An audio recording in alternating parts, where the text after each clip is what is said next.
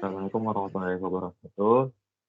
Eh, Perkenalkan, nama saya Muhammad Bintang Putra Yasin dengan NIM 20233125. Saya Bahtiar Dan Yusuf dengan NIM 2023-3196.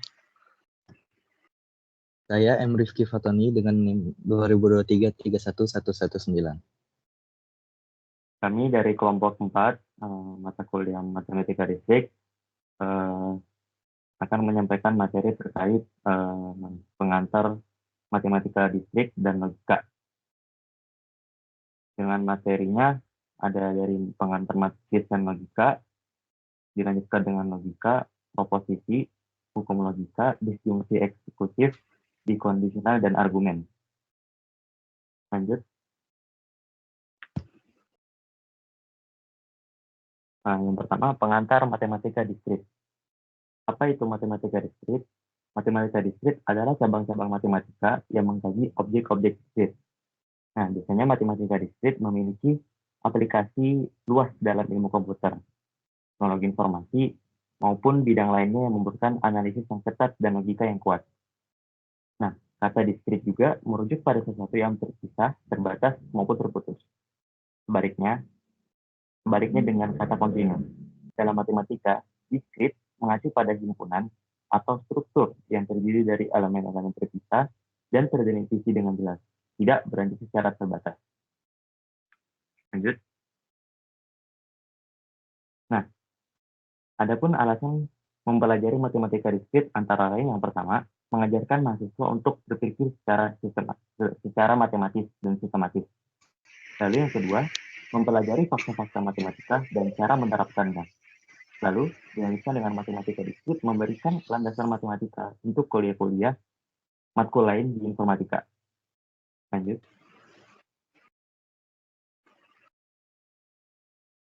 Nah, yang pertama, berpikir matematis. Contohnya, pernyataan. Diberikan pernyataan jumlah dua bilangan genap adalah bilangan genap. Buktinya, misalkan A dan B adalah dua bilangan genap dengan definisi bilangan genap. Kita tahu bahwa ada bilangan bulat M dan M sedemikian sehingga A sama dengan 2M dan B sama dengan 2M. Kemudian, jumlah A plus B adalah A tambah B sama dengan 2M tambah 2N. Atau bisa juga dibilang 2 dikali M ditambah N. Karena M tambah N adalah bilangan bulat, yang dikarenakan penjumlahan bilangan bulat adalah bilangan bulat, maka A plus B dapat diekspresikan dalam bentuk 2K, di mana K sama dengan M plus N. Sehingga A plus B adalah bilangan genap dengan definisi bilangan genap. Lanjut. 2. Cara menerapkannya. Matematika diskrit dapat diterapkan dalam berbagai bidang. Berikut adalah beberapa contoh penerapannya. Yang pertama, ilmu komputer. Matematika diskrit adalah dasar untuk banyak konsep dalam ilmu komputer. Misalnya dalam analisis algoritma, matematika diskrit digunakan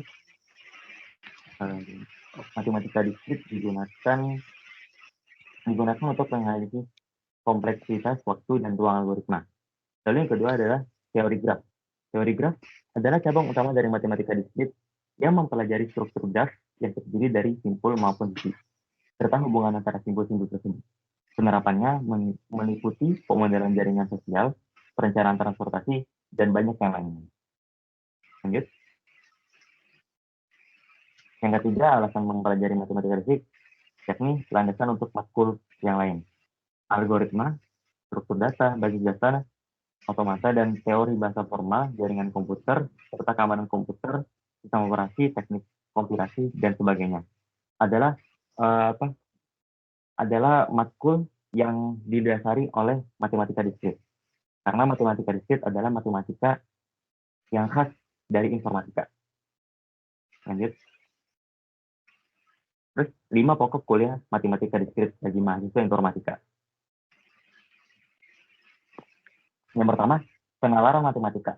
Penalaran matematika atau mathematical reasoning adalah mahasiswa mampu membaca dan membentuk argumen matematika, yakni materi logika.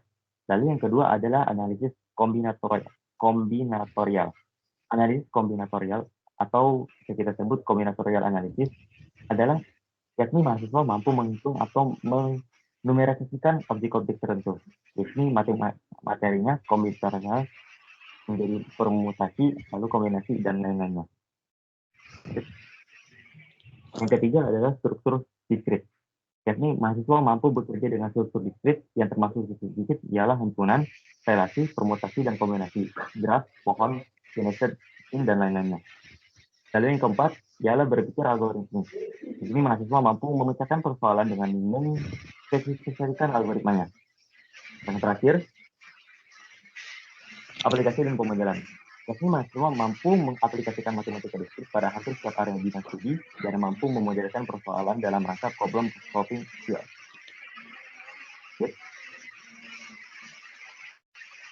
Apa itu logika matematika diskrit?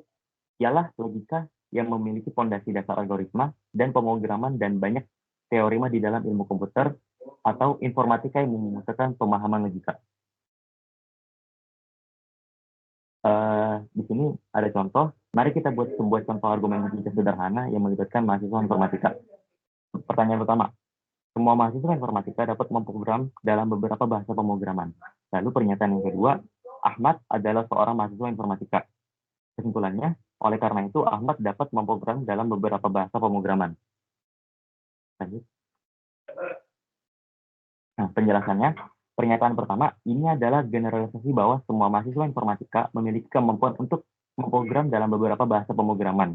Ini didasarkan pada asumsi bahwa pemrograman adalah bagian integral dari kurikulum studi mahasiswa informatika. Lalu disertai dengan pernyataan kedua, Ahmad dinyatakan sebagai mahasiswa informatika. Ini adalah fakta yang diberikan, yang valid. Kesimpulannya dengan menggunakan premis yang diberikan, yaitu semua mahasiswa informatika dapat memprogram dalam beberapa bahasa pemrograman. Dan Ahmad adalah seorang mahasiswa informatika. Kita menyimpulkan bahwa Ahmad dapat memprogram dalam beberapa bahasa pemrograman. Lanjut. Nah, selanjutnya akan disampaikan oleh Kiki.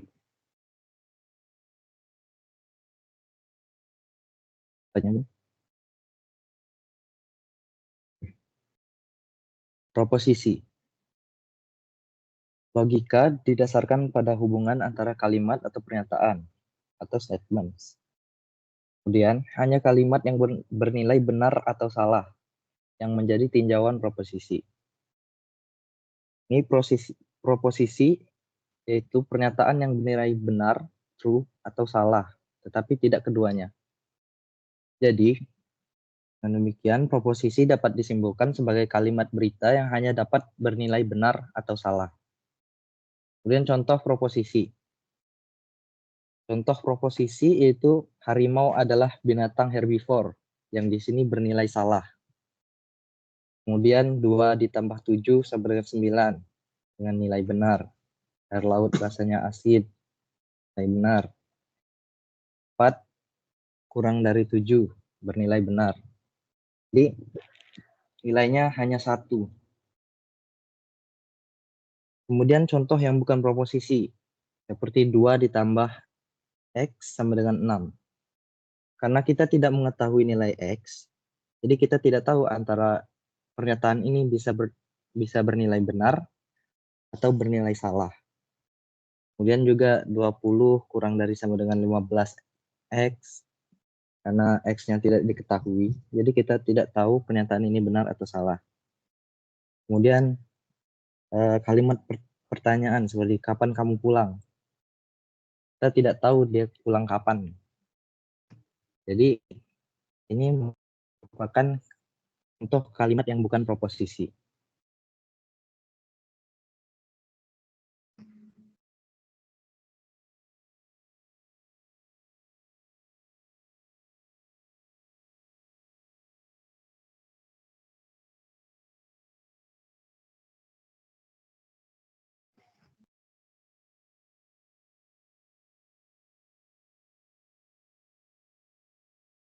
Oke, suaranya tuh.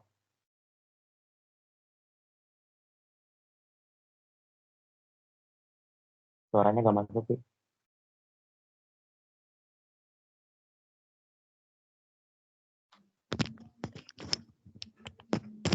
Cek. Oke. Oke.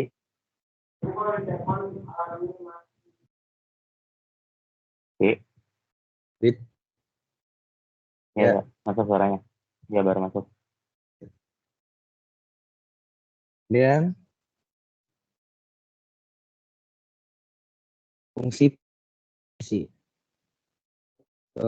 Beberapa fungsi proposisi itu pernyataan yang melibatkan kubah atau variabel disebut predikat, kalimat terbuka atau fungsi proposisi. Contohnya X kurang dari sama dengan 5. Dan Y sama dengan notasi PX misalnya PX sama dengan X kurang dari sama dengan 5. Dan predikat dengan quantifier PX PX. Dan proposisi dilambangkan dengan huruf ini terserah mau pakai huruf apa. Ini biasanya dipakai dari huruf P, Q, R, S, dan seterusnya. Dan contohnya P melambangkan 4 adalah bilangan genap. Kemudian proposisi Q melambangkan hari ini hujan, lain-lain. Kemudian kombinasi proposisi. Misalkan P dan Q adalah proposisi. Konjungsi P dan Q. Dengan notasi P itu notasinya, notasi pengganti dan Q. Dan disjungsi P atau Q.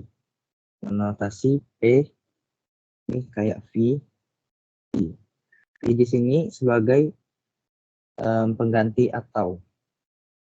Kemudian ingkaran atau negasi dari P dengan tidak P. Notasinya lambang ini, lambang negasi P. P dan Q disebut proposisi atomik. Kombinasi P dengan ini Q. Proposisi kombinasi P dengan Q menghasilkan proposisi majemuk. Compound proposition. Aja, Bing.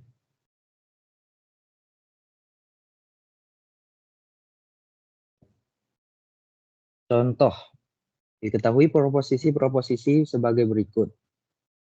P, Yuna puasa. I, Yuna tidak makan siang. Ini P dan Q, Yuna puasa dan tidak makan siang. Kemudian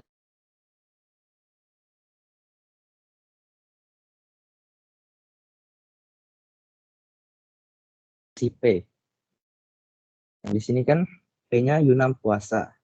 Sedangkan untuk negasi, jadi Yuna tidak puasa. Gitu.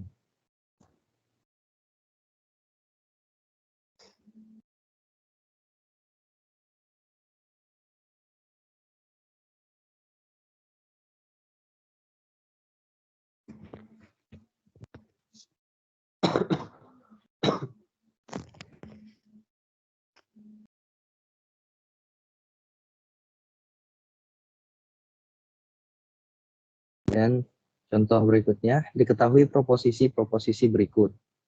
P, tas ini bagus. I, tas ini murah. Untuk soalnya, nyatakan dalam bentuk simbolik pernyataan berikut. Tas ini bagus dan murah. Kita ubah menjadi P, tas ini bagus, dan Q, tas ini murah. Jadi, itu ya. Notasinya P ada kayak V kebalik itu, terus Q. Terus nomor 2, tas ini bagus tapi tidak murah. Jadinya P dan negasi Q. Terus tas ini tidak bagus dan tidak murah. Berarti tas ini tidak bagus itu notasinya negasi P dan tas ini tidak murah, negasi Q. Kemudian ada tidak benar bahwa tas itu jelek atau tidak murah. Tidak benar, negasi, terus dalam kurung, tas itu jelek, berarti negasi P. Kemudian atau tidak murah, negasi Q. Kemudian yang kelima, tes ini bagus atau jelek dan murah. Tes ini bagus berarti P, atau dalam kurung jelek dan murah, negasi P dan Q. Lanjutin.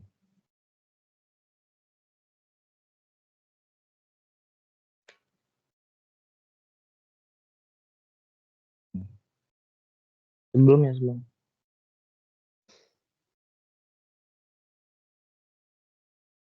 Yang proposisi majemuk.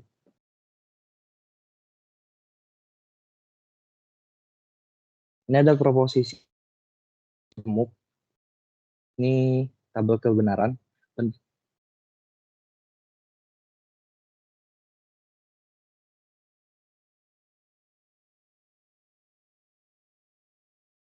Itu ada contoh soal, bentuklah tabel kebenaran dari proposisi majemuk P dan Q atau negasi P dan R.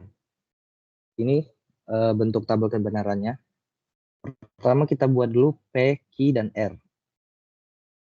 Untuk ini proposisi itu apa ya?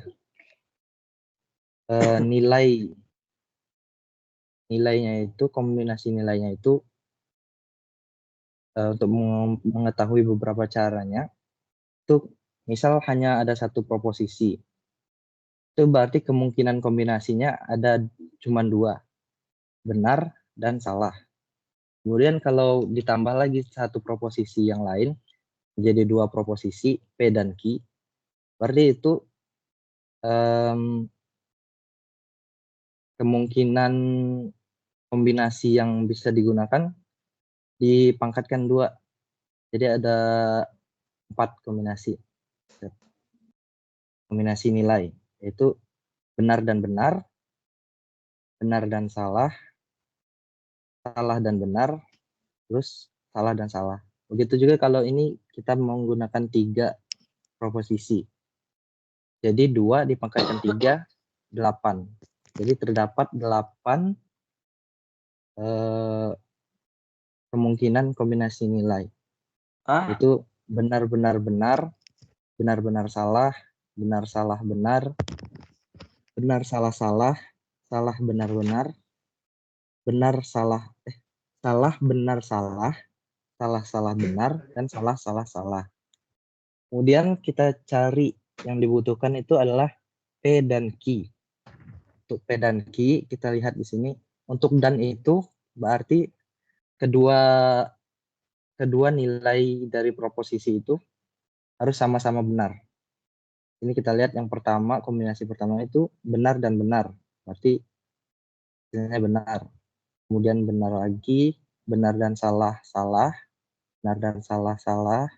Terus salah, salah, salah, salah. Oke. Kemudian kita cari lagi. Yang dibutuhkan itu adalah negasi P. Negasi P berarti kebalikan dari P. Jadi yang tadinya di tabel P itu benar, kita jadikan salah. Kemudian yang tadinya salah, kita jadikan benar. Kemudian ini kita cari yang dibutuhkan lagi itu negasi P dan R. Berarti seperti tadi, dan harus kedua nilainya itu benar. Untuk yang pertama itu benar dan salah, berarti salah. Kemudian salah dan salah, itu salah. Terus kemudian ada yang benar dan benar ini benar. Kemudian kalau sudah dapat semua yang dibutuhkan, tinggal kita masukkan di sini P dan Q atau negasi P dan R. Atau di sini berarti cukup salah satu yang benar. Jika ada yang salah, nilainya tetap benar selama tidak keduanya yang salah. Jadi hasilnya itu ada untuk yang pertama itu T dan F, ya, benar dan salah. Berarti karena ada benarnya, hasil akhirnya tetap benar. Kemudian juga sampai ke bawah itu benar, benar, salah, salah, benar, salah, benar, benar.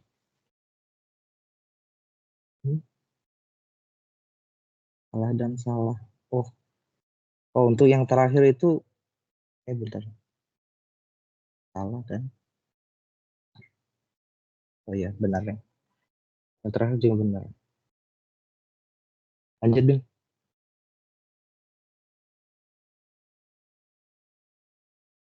Terus, hukum-hukum logika. Ini ada hukum-hukum logika.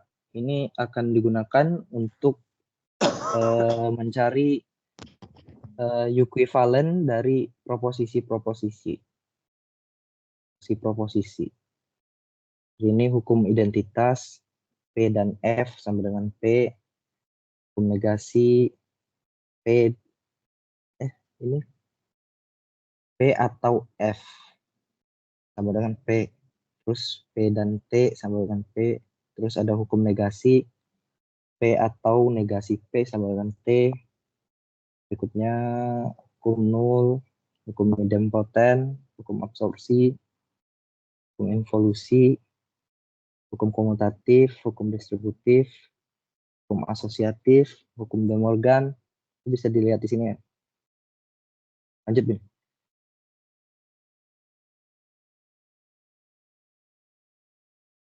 Kemudian contoh soal. Sederhanakan bentuk dari negasi P dan Q dan P atau Q menggunakan hukum-hukum logika. Jadi di sini kita punya kombinasi proposisi tadi, negasi P dan Q dan P atau Q.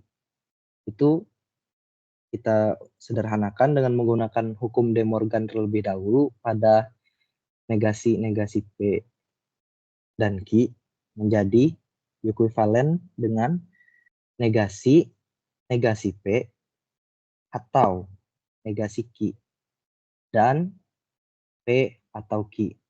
Kemudian kita gunakan lagi hukum involusi pada negasi P.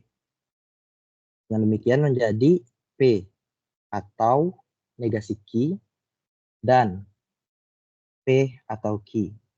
Kemudian kita gunakan lagi hukum distributif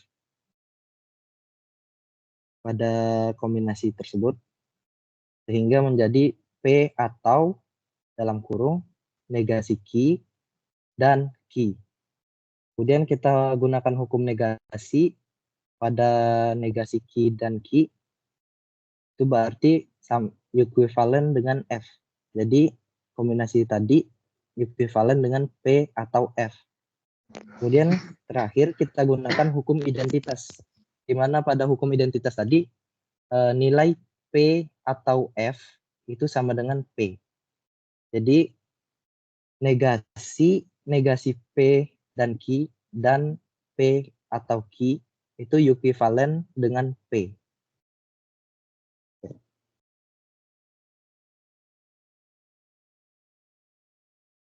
Kemudian kemudian dilanjutkan dengan teman saya Yusuf. Silakan Yusuf. Oke, berikutnya adalah disjungsi. Disjungsi diartikan sebagai atau. Berikutnya bernilai benar jika setidaknya salah satu proposisi bernilai benar. Dilambangkan huruf V atau panah ke bawah. P, V, Q dalam proposisi P atau Q. Di sini terdapat contoh. P adalah pemilih dalam pilkada harus berusia 17 tahun. Dan Q adalah pemilih dalam pilkada sudah menikah. Berarti P atau Q-nya pemilih dalam pilkada harus berusia 17 tahun atau sudah menikah. Jadi di sini terdapat kebenaran mana jika kedua nilainya adalah benar, maka hasilnya benar. Jika salah satunya salah, hasilnya tetap benar. Tapi jika keduanya salah, hasil nilainya adalah salah. Berikutnya, disjungsi juga terdapat dua jenis, yaitu inclusive OR dan exclusive OR.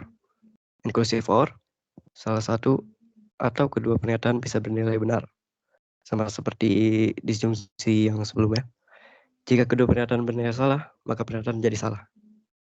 Masih sama ya, dilambangkan V. P, Vicky. Nah, di bawahnya terdapat contoh, tenaga IT yang dibutuhkan harus menguasai bahasa C++ atau Java. Sini benar bahwa IT bisa memilih salah satu dari bahasa pemrograman atau bisa keduanya. Contoh yang kedua, Maya membawa pulpen atau pensil. Di sini Maya bisa memilih pulpen ataupun pensil ataupun keduanya. Berikutnya exclusive OR, disebut juga XOR, hanya salah satu pernyataan yang bisa bernilai benar. Dilambangkan tanda plus dengan lingkaran. P or key atau key. Contohnya, ia dihukum 5 tahun atau denda 10 juta. Di sini, jika kita memilih keduanya, maka nilai bakalan salah atau false. Kiki dapat memilih jurusan teknik fisika atau teknik nuklir. Nah, di sini juga sama, hanya bisa memilih salah satunya aja. Nah, ini bentuk tabel kebenarannya. Untuk inclusive OR, tabel kebenarannya sama seperti sebelumnya, di mana jika keduanya bernilai benar, maka hasilnya benar. Jika salah satu bernilai benar, maka tetap hasilnya benar.